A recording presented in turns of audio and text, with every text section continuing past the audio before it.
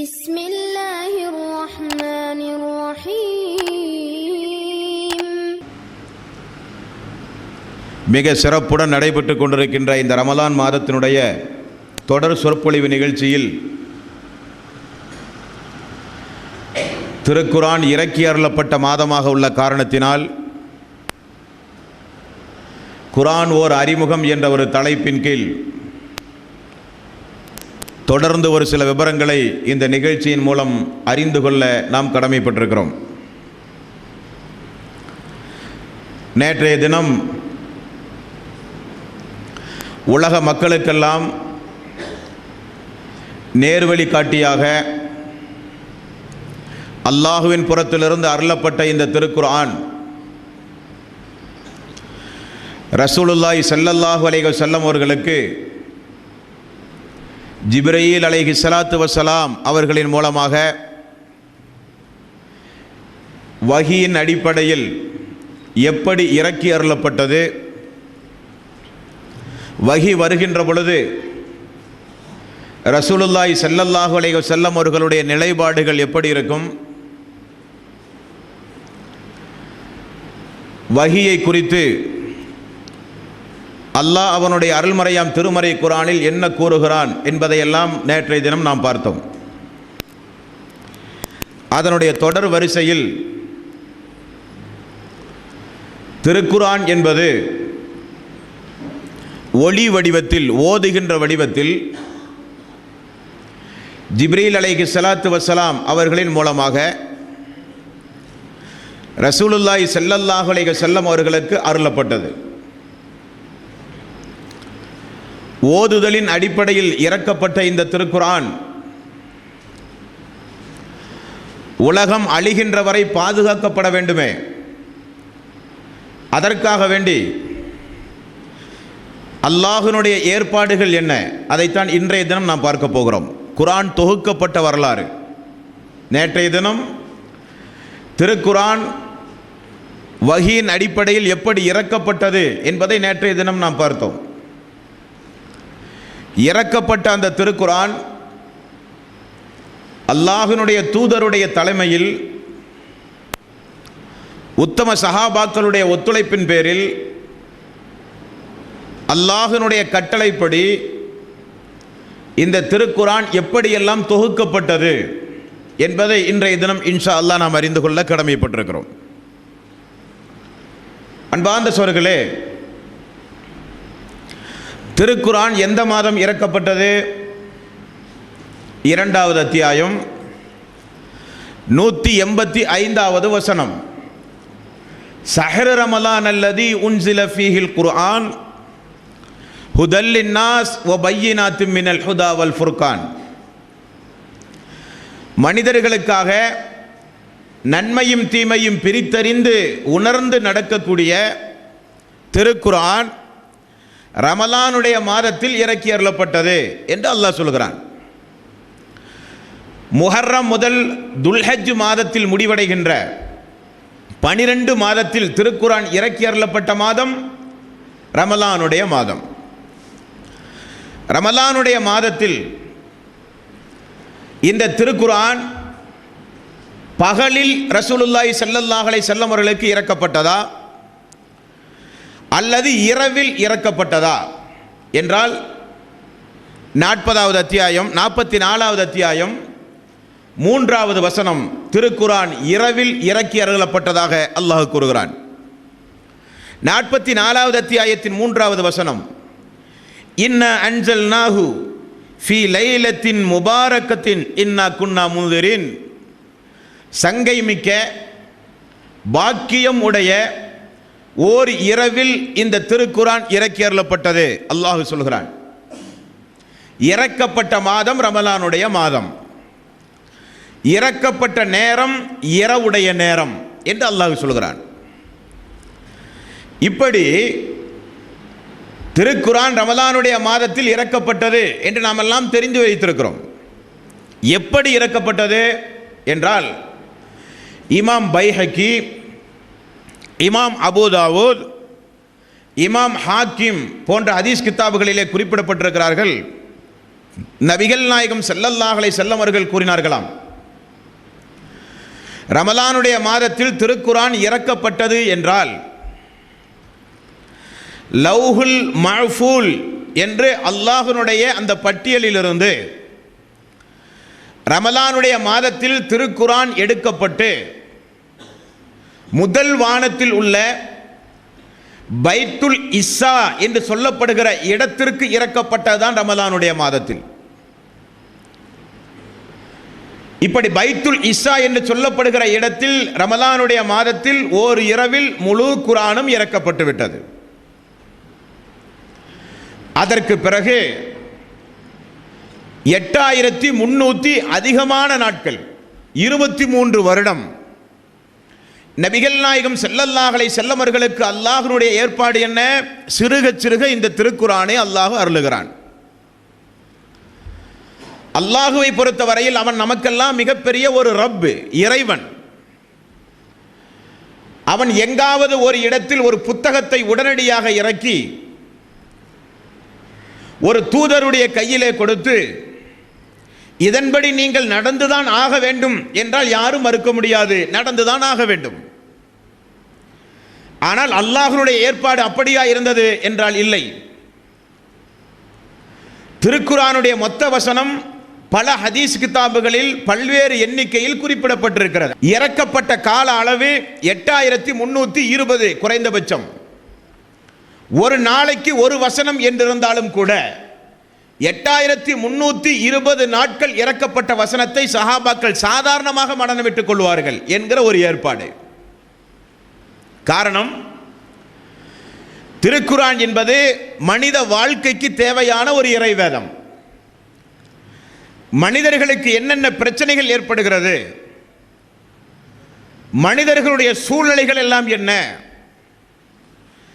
எப்படி எப்படி மனிதர்களுக்கு எந்தெந்த உபதேசங்களை செய்தால் மனிதர்களுடைய உள்ளங்கள் பண்படும் என்பதையெல்லாம் புரிந்துதான் அல்லாஹ் அவ்வப்போது கால சூழ்நிலைகளுக்கு ஏற்றவாறெல்லாம் இந்த திருக்குர்ஆனை ஜிப்ரீல் அலைஹிஸ்ஸலாத்து வஸ்ஸலாம் அவர்களின் மூலமாக சன்னஞ்சன்னமாக அல்லாஹ் 23 ஆண்டுகால அவகாசத்தில் அருளியதுதான் திருக்குர்ஆன். இப்படி இறக்கப்பட்ட திருக்குர்ஆனை பாதுகாப்பது ரசூலுல்லாஹி ஸல்லல்லாஹு அலைஹி வஸல்லம் கடமை. கேட்டு உணர்ந்து நடக்கக்கூடிய சஹாபாக்களுடைய கடமை. காரணம், அல்லாஹ்வுடைய தூதருக்கு பிறகு இனி நபி கிடையாது, இனி வேதங்கள் அருளப்படாது. இந்த வேதம் தான் இறுதி வேதம். இது அல்லாஹ்வினுடைய சாசன சட்ட நூல். இந்த திருக்குர்ஆன் பாதுகாப்பது அக்கால மக்களுக்கு பெரிய ஒரு பாரமாக இருந்தது. நபிகள் நாயகம் ஸல்லல்லாஹு அலைஹி வஸல்லம் அவர்கள் அதற்காக வேண்டி எடுத்துக்கொண்ட முயற்சி அல்லாஹ் திருக்குர்ஆனிலே சொல்கிறான். பாருங்கள், அல்லாஹ் நபியாக தேர்வு செய்து விட்டான் ரசூலுல்லாஹி ஸல்லல்லாஹு அலைஹி வஸல்லம் அவர்களை.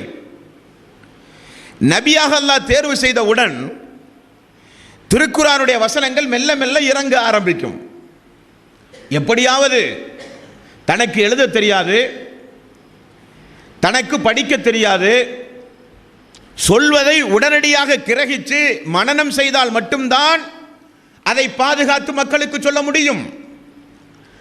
மனனம் தான் அன்றைக்கு இருந்த ஒரே வழி. ரசூலுல்லாஹி ஸல்லல்லாஹு அலைஹி வஸல்லம் அவர்களுக்கு பதட்டம். ஜிப்ரீல் அலைஹிஸ்ஸலாத்து வஸ்ஸலாம் அவர்கள் எப்பொழுது வந்து திருக்குர்ஆனுடைய வசனை ஆரம்பத்தில் ஓதும் பொழுதெல்லாம் அல்லாஹ்வுடைய தூதருடைய நிலைகள் எப்படி இருந்தது என்பதை 75வது அத்தியாயம் 16வது வசனம் 17வது வசனம் 16வது வசனத்தில் சொல்லுகிறான் அல்லாஹ் ரப்பல் ஆலமீன், லா துஹர்ரிக் பிஹி லிசானக லிதஅஜல பிஹி. நபியே, திருக்குர்ஆனை மனனமிட வேண்டும் என்பதற்காக வேண்டி அவசர அவசரமாக நீங்கள் உங்களுடைய நாவுகளை அசைக்க வேண்டிய அவசியமில்லை. ஒரு மனிதன் பேசுகிற பேச்சை எப்படி ஒளிப்பதிவு நாடாவில் துல்லியமாக மனிதன் இன்றைக்கு பதிவு செய்கிறானோ அதே போல உங்களுடைய உள்ளத்தில் இந்த திருக்குர்ஆனை ஒட்டுமொத்தமாக பாதுகாப்பது என்னுடைய கடமை. நீங்கள் அதற்காக வேண்டி அவசரப்படாதீர்கள். இன்னா அலைனா ஜம்அஹு வ குர்ஆன். ஒட்டுமொத்த இந்த திருக்குர்ஆனையும் உங்களுடைய உள்ளத்தில் பதிய வைத்து பாதுகாப்பது என்னுடைய கடமை என்று அல்லாஹ் சொல்லுகிறான். மனித உள்ளங்களில் பாதுகாப்பதை அல்லாஹ் பொறுப்படுத்திக் கொண்டான். இது முதலாவது பாடம். திருக்குரான் ஆரம்பத்தில் மனித உள்ளங்களில் பாதுகாத்தான் அல்லாஹ். 87வது அத்தியாயம் 6வது வசனம். இந்த வசனத்தில் அல்லாஹ் சொல்கிறான், சனுகுரிஉக ஃபலா தன்சா, நான் என்னுடைய தூதர் ஜிப்ரீல் மூலம் இந்த திருக்குரானை உமக்கு நான் ஓதி காட்டுவேன், அதை ஒரு காலம் நீங்கள் மறக்க மாட்டீர்கள், நான் அதற்கு பொறுப்பு என்றும் அல்லாஹ் ஆறுதல் சொல்லுகிறான். அவசரப்பட வேண்டாம், திருக்குரானை உள்ளத்தில் நான் பதிய வைக்கிறேன் என்று அல்லாஹ் சொல்லுகிறான். ஜிப்ரீல் வந்து ஓதியவுடன் எங்கே மறந்து போய் விடுவோமோ என்று நீங்கள் பதட்டப்பட வேண்டிய அவசியம் இல்லை, மறக்காமலும் நான் பாதுகாக்கிறேன் என்றும் அல்லாஹ் சொல்லுகிறான். இப்படி இறக்கப்பட்ட இந்த திருக்குரான் ஒளி வடிவத்தில் ரசூலுல்லாஹி ஸல்லல்லாஹு அலைஹி வஸல்லம் அவர்களிடத்தில் இருந்தது. ஓதுகிற வடிவத்தில் இருந்த இந்த திருக்குரான் எப்படி எல்லாம் பாதுகாக்கப்பட்டது அன்பார்ந்த சகோதரர்களே. உமர் ரலியல்லாஹு அன்ஹு அவர்களைப் போல ஒரு சில சஹாபாக்கள் தங்களுக்கு நெருக்கமான ஒரு சில நண்பர்களை ஏற்படுத்தி கொள்வார்களாம். எதற்காக? அவர்கள் எங்காவது போர் நிமித்தமாகவோ வியாபார நிமித்தமாகவோ உறவினர்களை சந்திக்கவோ வெளியூருக்கு சென்றால் நான் வரும் வரை ரசூலுல்லாஹி ஸல்லல்லாஹு அலைஹி வஸல்லம் அவர்களோடு நீங்கள் இருக்க வேண்டும், நீங்கள் ஊருக்கு செல்லும் பொழுது நான் அல்லாஹ்வுடைய தூதரோடு இருப்பேன். எதற்கு இந்த ஏற்பாடு? அல்லாஹ்வுடைய தூதருக்கு என்னென்ன வஹீகள் வந்தது, என்னென்ன உபதேசங்களை ரசூலுல்லாஹி ஸல்லல்லாஹு அலைஹி வஸல்லம் அவர்கள் மக்களுக்கு செய்தார்கள் என்பதை படிப்பதற்கு, கல்வியை தேடி கல்வியை கற்றுக்கொள்ள சஹாபாக்கள் செய்த ஏற்பாடு. அல்லாஹ் இந்த திருக்குரானை மக்களுடைய உள்ளங்களில் பாதுகாக்க செய்த முதல் ஏற்பாடு என்ன அன்பார்ந்த சகோதரர்களே? தொழுகையை கடமையாக்கினான். தொழுகையினுடைய ஃபஜர், மக்ரிப், இஷா போன்ற தொழுகை, இன்னும் பிற தனிப்பட்ட ஆயிரம் தொழுகைகள், இந்த தொழுகைகளில் எல்லாம் ஒவ்வொரு மனிதனும் திருக்குரானை ஓத வேண்டும் என்று அல்லாஹ்வுடைய கட்டளை. எதற்கு? திருக்குரானை ஓதுகிற பொழுது நன்றாக உள்ளத்தில் பதிய வைத்துக் கொள்ளலாம் என்பதற்காக வேண்டி அல்லாஹ் செய்த ஏற்பாடு. 73வது அத்தியாயம் 20வது வசனம். ஃபக்ரஉ மா தயஸ்ஸர மினல் குர்ஆன், உங்களால் இயன்றவரை தொழுகையில் திருக்குரானை நீங்கள் ஓதுங்கள், அல்லாஹ்வுடைய கட்டளை. அப்ப தொழுகையில் ஓதும் பொழுது, திரும்ப தொழுகையில் ஓதும் பொழுது அந்த திருக்குரான் உள்ளத்தில் ஆழமாக பதிய வைக்க முடியும் என்பதற்காக வேண்டி அல்லாஹ் இந்த மனித சமூகத்திற்கு செய்த ஏற்பாடு குர்ஆனை பாதுகாக்க முதற்கட்ட ஏற்பாடு. இரண்டாவது, ரசூலுல்லாஹி ஸல்லல்லாஹு அலைஹி வஸல்லம் அவர்கள் யாரெல்லாம் இஸ்லாமிய மார்க்கத்தை ஏற்றுக்கொள்கிறார்களோ அவர்களுக்கு இந்த மார்க்கத்தை கற்றுக் கொடுப்பதற்காக தேர்ந்தெடுக்கப்பட்ட சஹாபாக்களை அனுப்புவார்கள்.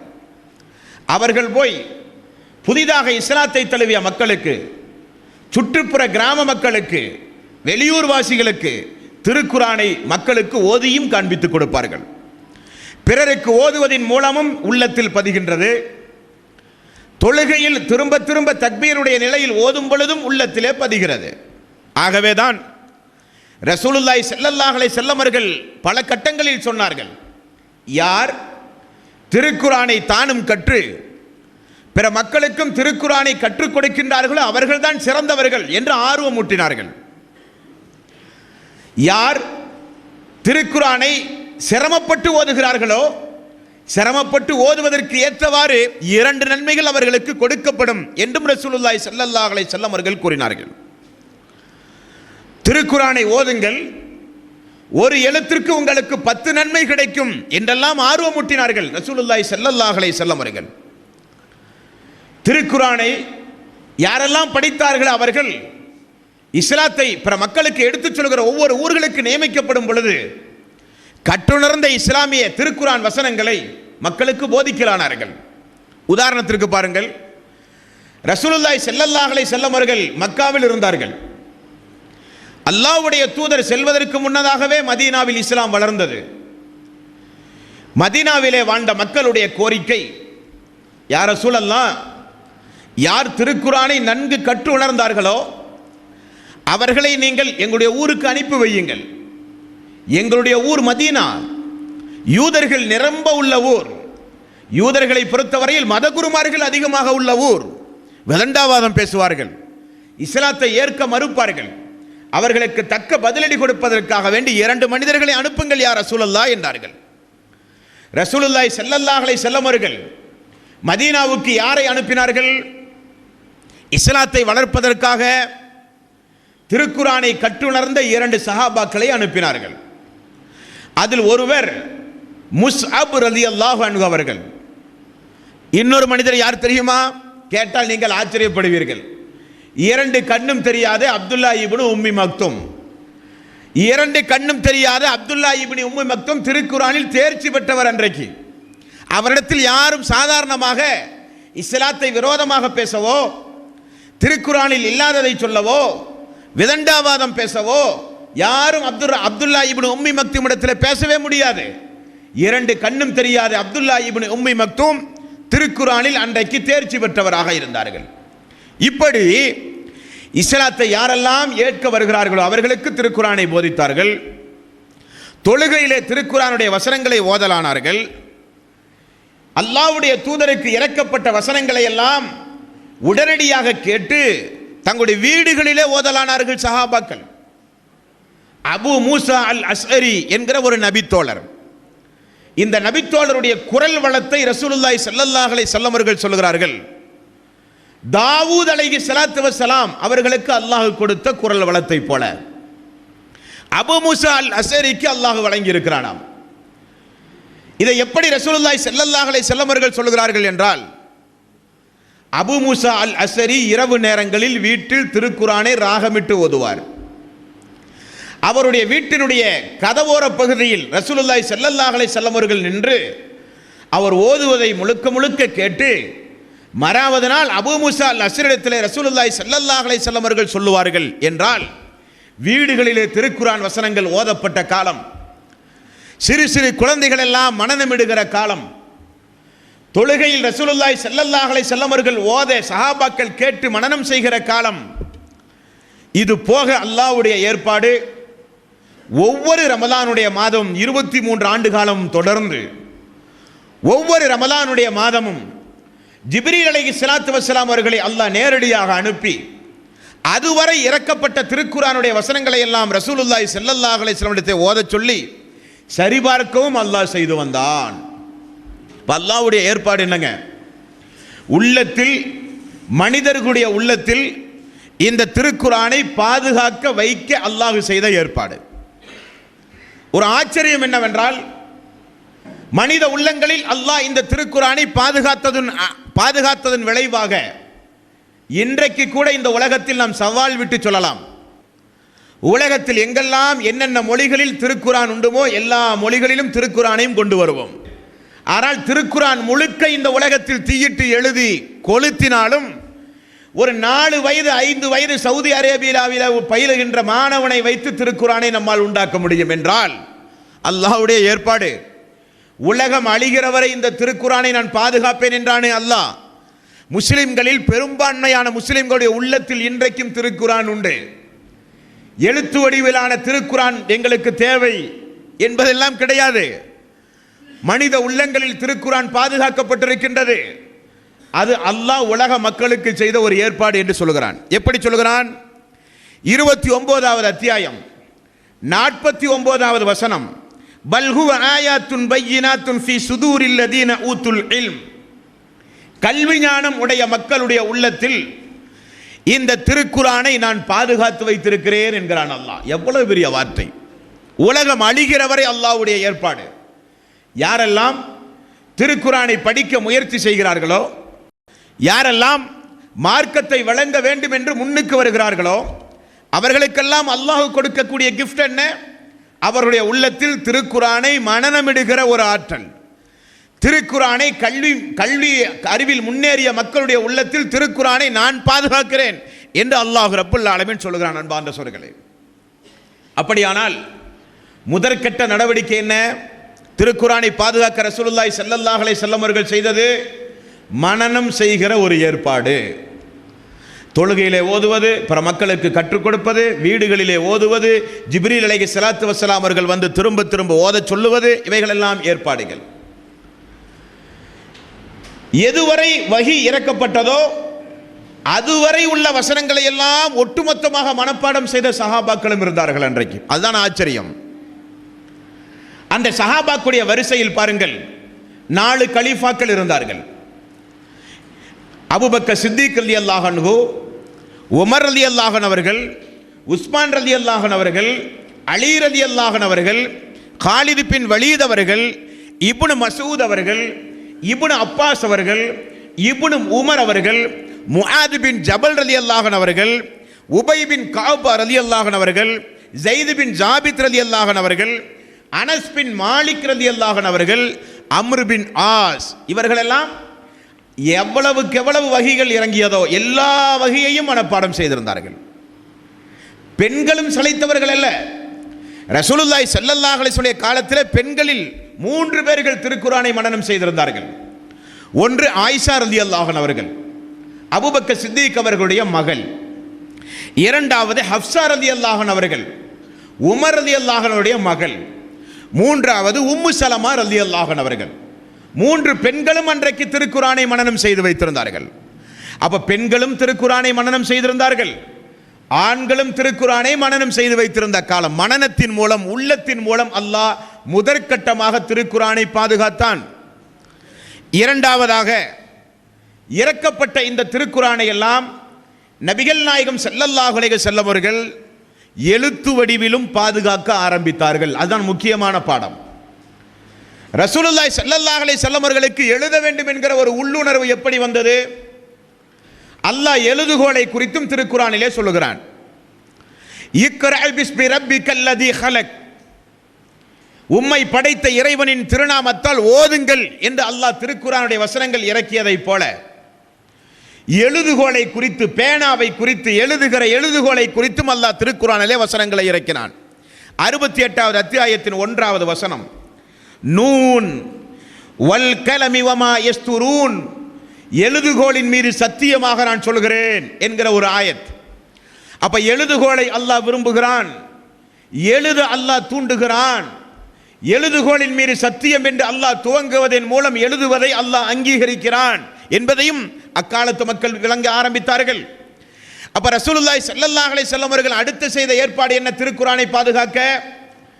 எப்பொழுதெல்லாம் வசனங்கள் இறங்கியதோ அப்பொழுதெல்லாம் உடனுக்குடனே திருக்குர்ஆனுடைய வசனங்களை எழுதி பாதுகாக்கவென்று உயர்மட்ட ஆலோசனை குழுவை ரசூலுல்லாஹி ஸல்லல்லாஹு அலைஹி வஸல்லம் அவர்கள் நியமனம் செய்திருந்தார்கள். அன்றைக்கு திருக்குர்ஆன் இறங்கினால் எதில் எழுதுவார்கள்? இன்றைக்கு போல நவீன காலம் இல்லையே. அன்றைக்கெல்லாம் எழுதுகோல், எழுதி வைக்கப்படுகிற பொருள்கள் எல்லாம் என்னவென்றால் பதனிடப்பட்ட தோள்களில் எழுதினார்கள். நீண்ட நெடிய கல்வெட்டுகளை உண்டாக்கி கல்வெட்டுகளில் எழுதி பாதுகாத்தார்கள். வன விலங்குகளுடைய பெரிய பெரிய எலும்புகளில் எழுதி பாதுகாத்தார்கள்.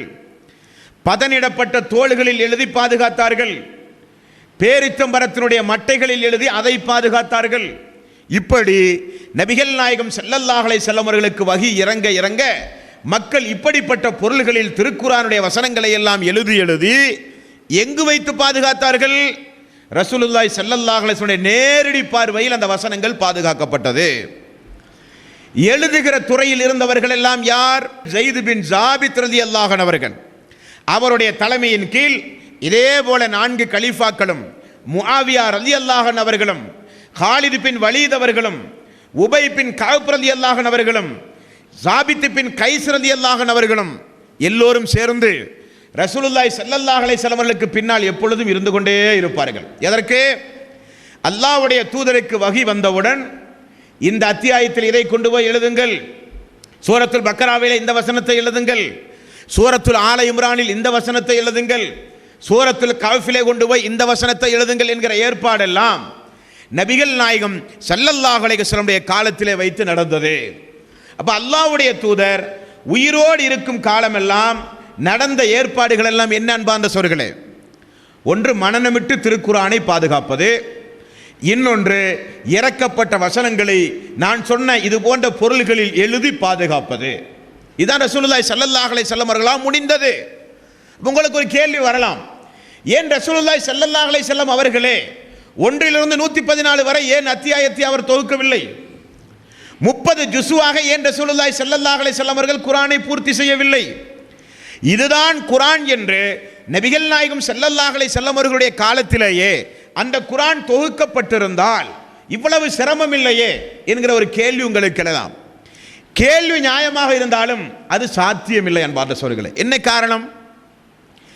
ரசூலுல்லாஹி ஸல்லல்லாஹு அலைஹி வஸல்லம் அவர்களுக்கு தான் எப்பொழுது மரணிப்போம் என்று அவருக்கே தெரியாது. ஒன்று. இரண்டாவது, திருக்குர்ஆன் எப்பொழுது முடிவுறும் என்றும் அவருக்கு தெரியாது. மூன்றாவது, திருக்குர்ஆனை பொறுத்தவரையில் அல்லாஹ் ஆரம்பத்தில் ஒரு சட்டத்தை சொல்லுவான், திரும்ப அந்த சட்டத்தை அல்லாஹ் வேறொரு வசனத்தை கொண்டு மாற்றுவான். இப்படி நாசிக் மன்சூக் என்கிற ஒரு பேஸ், ஒரு அடிப்படை திருக்குர்ஆனிலே உண்டு. ஆரம்பத்தில் ஒன்றை அனுமதித்து பிறகு ஒன்றை தடை செய்வது. மதுபானங்கள் ஆரம்பத்தில் தடை அனுமதி கொடுத்தான், பிறகு அல்லாஹ் சன்னஞ்சன்னமாக தடுத்தான். வட்டி ஆரம்பத்தில் அனுமதிக்கப்பட்டிருந்தது, பிறகு அது தடை செய்யப்பட்டது. இப்படி அனுமதிக்கப்பட்ட சட்டங்கள் தடை செய்யப்படும். எப்பொழுது தடை செய்யப்படும் என்று தெரியாது. எப்பொழுது திருக்குர்ஆன் வசனம் முற்றுப்பெறும் என்று தெரியாது. எப்பொழுது திருக்குர்ஆன் வசனம் இறக்கப்படும் என்றும் தெரியாது. இறக்கப்பட்ட வரை ரசூலுல்லாஹி ஸல்லல்லாஹு அலைஹி வஸல்லம் அவர்கள் எழுதி பாதுகாத்தார். இறக்கப்பட்ட வரை ரசூலுல்லாஹி ஸல்லல்லாஹு அலைஹி வஸல்லம் அவர்கள் எழுதுகோலுக்காக வேண்டி நியமிக்கப்பட்ட சஹாபாக்களுக்கு போதித்தார்கள். அத்தோடு அவருடைய காலம் முடிந்தது அன்பார்ந்த சகோதரர்களே. அப்ப ரசூலுல்லாஹி ஸல்லல்லாஹு அலைஹி வஸல்லம் காலம் வரை 23 ஆண்டு காலம் திருக்குர்ஆன் பாதுகாக்கப்பட்டது, மனப்பாடம் செய்து பாதுகாக்கப்பட்டது, எழுத்து வடிவிலும் பாதுகாக்கப்பட்டது.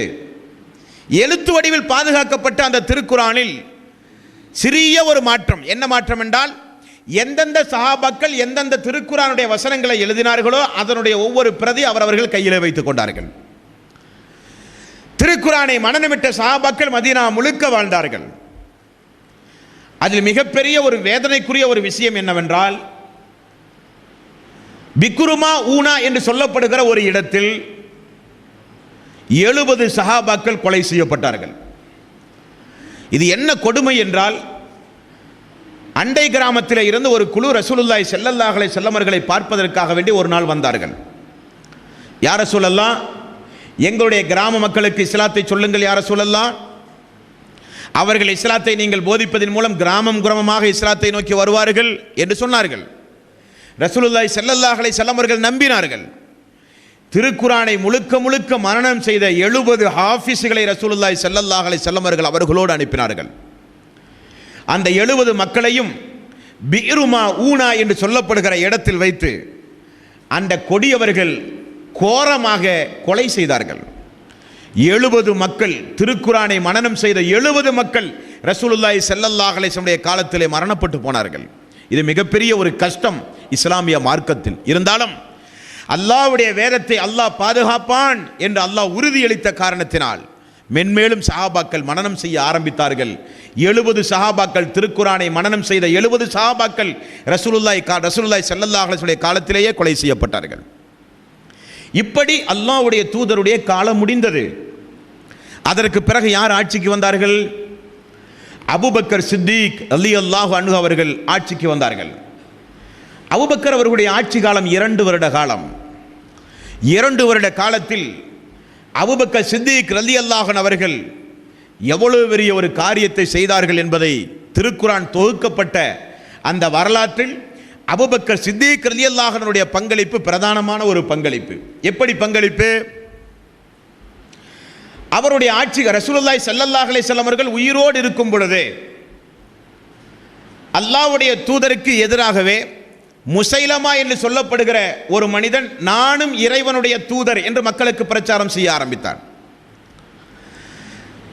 அல்லாஹ்வுடைய தூதருக்கு பிறகு நபி கிடையாது. அல்லாஹ்வுடைய தூதரோடு நபியினுடைய அந்த வருகை முற்று பெற்று விட்டது. ஆனால் ரசூலுல்லாஹி ஸல்லல்லாஹு அலைஹி வஸல்லம் அவர்கள் உயிரோடு வாழும் பொழுது முசைலமா என்கிற ஒரு மனிதன் நானும் இறைவனுடைய தூதர், எந்த அளவுக்கு என்றால் ரசூலுல்லாஹி ஸல்லல்லாஹு அலைஹி வஸல்லம் அவர்களுக்கு அவன் தபால் அனுப்புவான். எப்படி? பொய்யன் முகம்மது அவர்களுக்கு இறைவனுடைய உண்மையான தூதர் முசைலமா எழுதி கொள்வது, இப்படித்தான் அவன் தபாலை எழுதுவான்.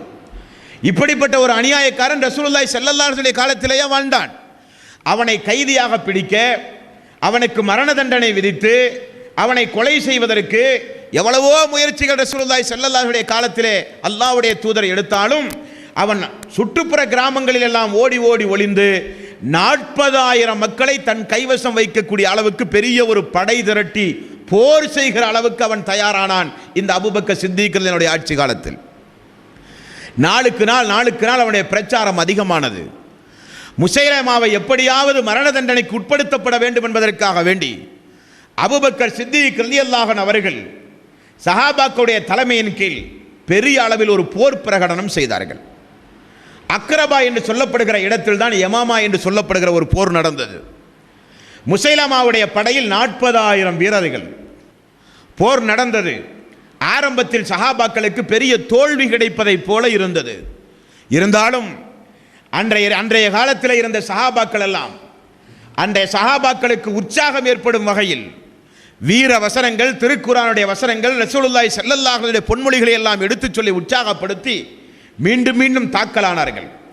அப்படி தாக்கும் பொழுது முசைலமா படையினுடைய முக்கிய தளபதியாக இருந்த முஹக்கம் என்பவன் உடனடியாக கொலை செய்யப்படுகிறான். போர் தளபதி இறந்தவுடன் முசைலமாவுடைய படை பின்வாங்க ஆரம்பித்தது. சஹாபாக்கள் துரத்தி அடிக்க ஆரம்பித்தார்கள்.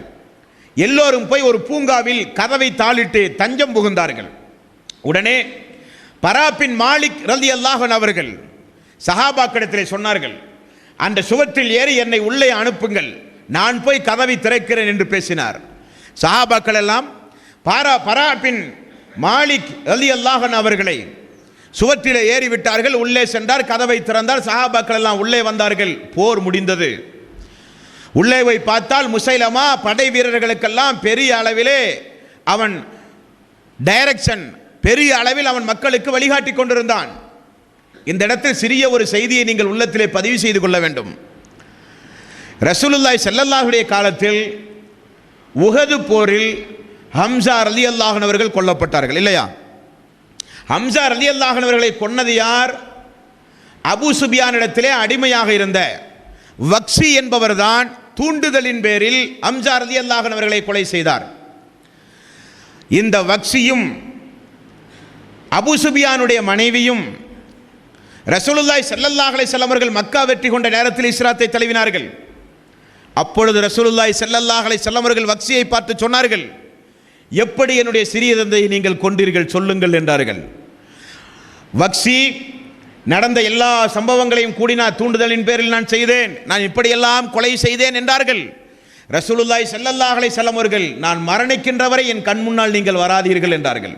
நீங்கள் இஸ்லாத்தை தழுவியிருக்கலாம், உங்களுடைய பாவங்கள் மன்னிக்கப்பட்டிருக்கலாம், என்னுடைய சிறிய தந்தை கோரமாக மரணித்தாரே, அதை உங்களை பார்க்கும் பொழுதெல்லாம் எனக்கு நினைவுக்கு வரும், என் கண் முன்னால் வராதீர்கள் என்றார்கள். வக்ஷிக்கு அது ஒரு பெரிய ஒரு மன உளைச்சல். எப்படியாவது இந்த இஸ்லாத்திற்கு அதற்கு ஈடான ஒரு காரியத்தை செய்ய வேண்டும் என்று வக்ஷி உறுதி எடுத்தார். அந்த உறுதி எடுத்ததனுடைய விளைவாகத்தான் அபூபக்கர் சித்திக் ரலியல்லாஹு அன்ஹு அவர்கள் முசைலமாவுக்கு எதிராக திரட்டப்பட்ட அந்த போரில் முக்கிய பங்காக இருந்தார் வக்ஷி ரலியல்லாஹு அன்ஹு அவர்கள். அந்த பூங்காவுக்குள் நுழைந்தது வக்ஷி முதல் மனிதர். முசைலமாவை எப்படியாவது தன்னுடைய கையால் கொள்ள வேண்டும், ஹம்ஸா ரலியல்லாஹு அன்ஹு அவர்களை கொலை செய்த அந்த கரைக்கு நேர்மாறாக ஒரு பிரதி உபகாரம் செய்ய வேண்டும் என்பதற்காக வேண்டி ரசூலுல்லாஹி ஸல்லல்லாஹு அலைஹி வஸல்லம் அவர்களுக்கு எதிரியாக திகழ்ந்த முசைலமாவை கையாலே கொண்டார் வக்ஷி. இப்படி நடந்த இந்த யமாமா போரில் நம்முடைய பாடத்தினுடைய முக்கிய குறிப்பு என்ன? குர்ஆன் தொகுக்கப்பட்ட வரலாறு. இப்படி நடந்த இந்த போரில் முஸ்லிம்கள் 1200 பேர்கள் மரணித்தார்கள். உடனடியாக திருக்குர்ஆன் முழுக்க எல்லா பிரதிகளையும் ஒன்று சேர்த்து புத்தக வடிவத்தில் பிரதி எடுக்க வேண்டும். இல்லாவிட்டால் நாளுக்கு நாள் திருக்குர்ஆனை மனனம் செய்த மக்கள் மரணித்து போனால் திருக்குர்ஆனை நம்மால் தொகுக்க முடியாது என்கிற ஆலோசனையை முதல் கட்டமாக சொல்கிறார்.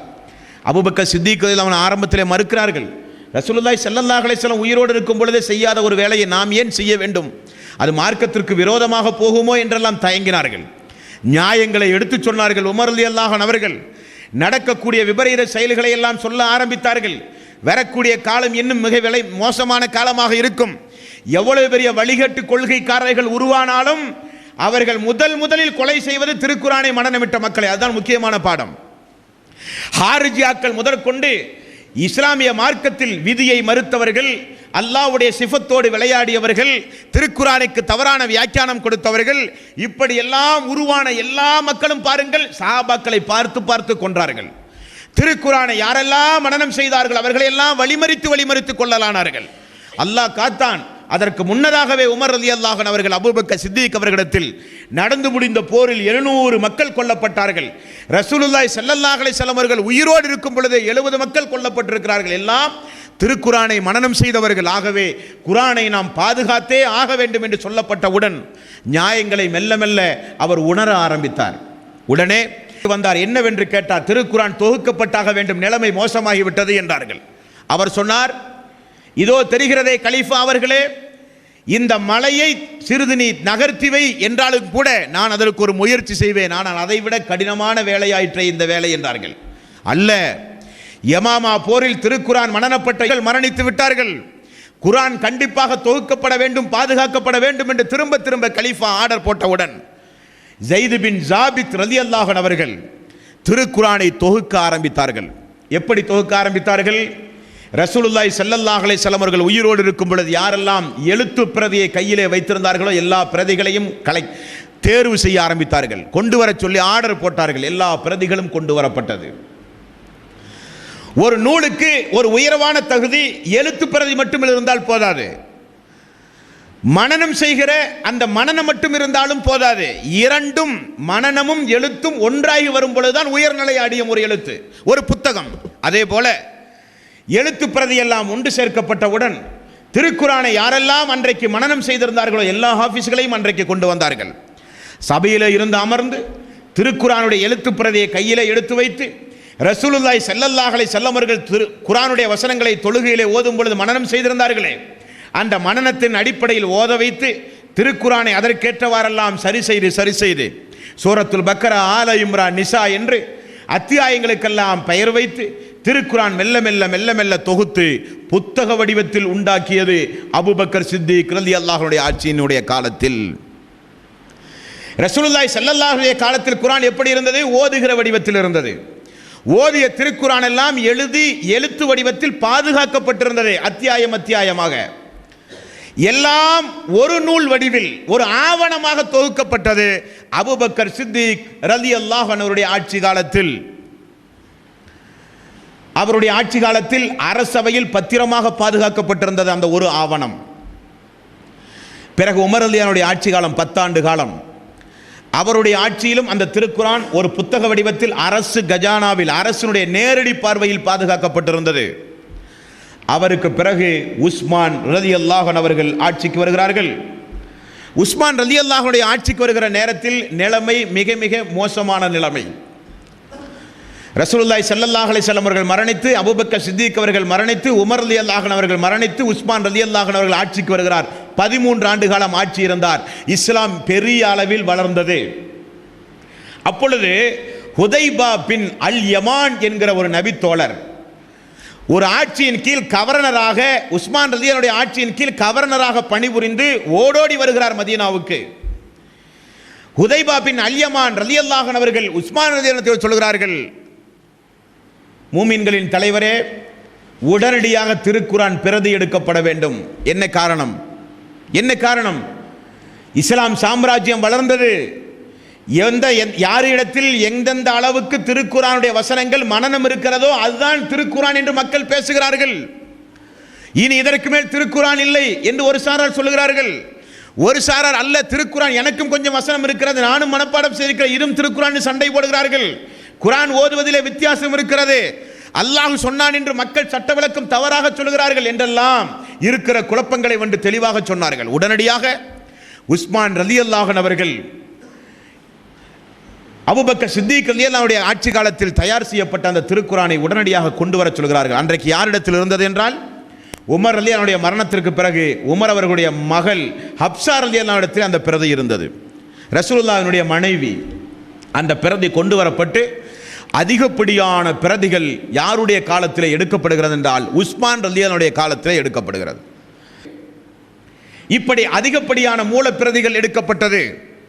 இந்த பிரதிகள் எல்லாம் உஸ்மான் ரலியல்லாஹு அன்ஹு அவர்கள் எந்த மூல பிரதி எடுத்தாரோ அந்த பிரதி இன்றைக்கு கூட ரஷ்யாவில் தாஸ்கண்ட் என்று சொல்லப்படுகிற ஒரு நகரத்தினுடைய அருங்காட்சியகத்தில் இன்றைக்கும் இருக்கிறது.